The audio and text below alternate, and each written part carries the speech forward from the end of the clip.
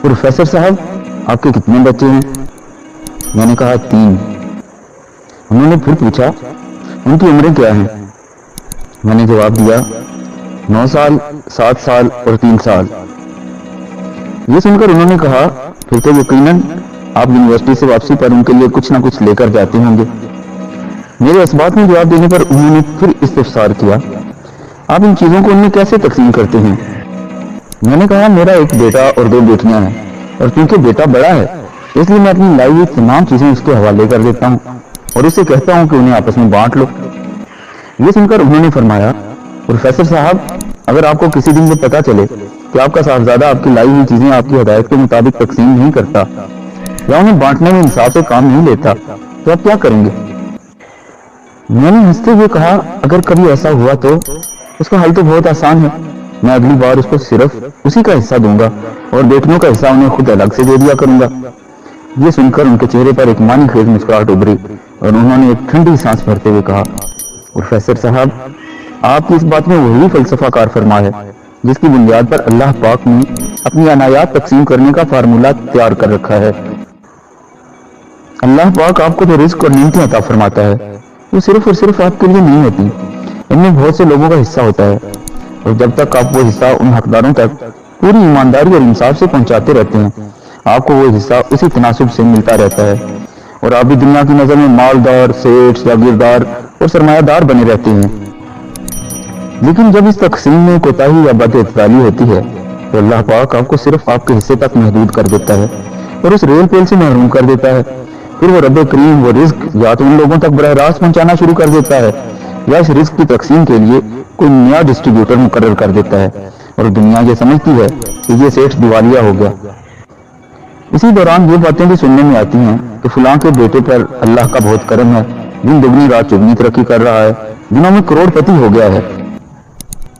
یہ وہی شخص ہوتا ہے جسے رب کریم نے آپ کو ہٹا کر آپ کی جگہ نیا ڈسٹریبیوٹر مقرر کر دیا ہوتا ہے۔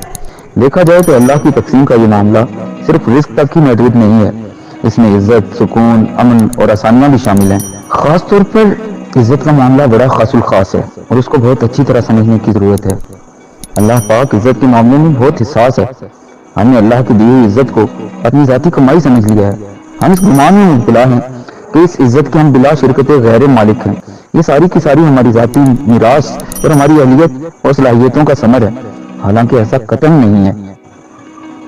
آپ اپنے گرد و پیش میں نظر دوڑائیں تو آپ کو بے چین، بے سکون اور ہیجانی کیفیت میں مبتلا لوگوں کا ہجوم نظر آئے گا۔ بدقسمتی سے ہم من حیث القوم بھی انہی کیفیات کا شکار ہیں۔ ایسا کیوں ہے؟ باقی اقوام عالم کے مقابلے میں ہم اتنے محروم کیوں ہیں؟ کیا یہ ہماری بدعمالیوں اور گناہوں کا نتیجہ ہے یا کوئی اور معاملہ ہے؟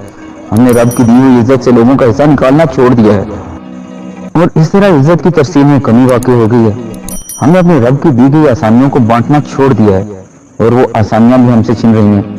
ہم اپنے غریب ہمسائے کے مجرم ہیں، اس غریب بچی کے مجرم ہیں جس کی شادی کا کل خرچ ہمارے بچے کی سالانہ پاکٹ منی کے برابر ہے۔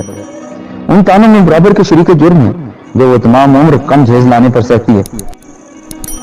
ہم اس بیمار بچے کے مجرم ہیں جس کے علاج کا خرچ ہمارے گھر میں کھڑی بہت سی گاڑیوں میں سے کسی ایک کی قیمت میں ہو سکتا ہے۔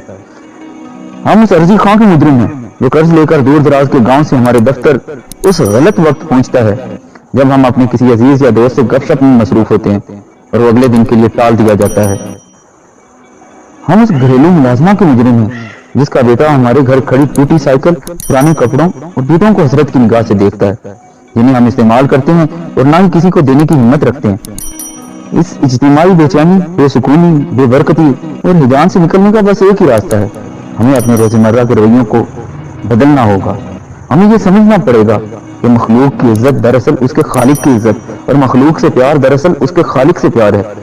کیا ہم ان اقوام کا مقابلہ کر سکتے ہیں جہاں انسان تو انسان، جانور بھی اپنے حصے کی عزت، پیار اور سہولیات کا حصہ پوری ایمانداری اور دھڑلے سے وصول کرتے ہیں؟